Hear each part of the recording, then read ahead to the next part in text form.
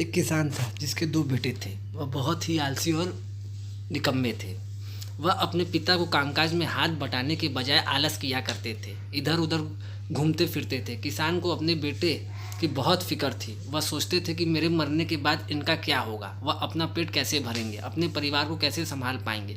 एक दिन किसान की हालत बहुत ही गंभीर थी, कहने का मतलब किसान मरने की हालत में था। तभी किसान ने अपने दोनों बेटे को बुलाकर उनसे कहा कि हमारे खेत में एक खजाना गड़ा हुआ है, लेकिन वह किस जगह है इस जानकारी मुझे भी नहीं है, लेकिन खोदने पे तुम खजाना मिल जाएगा।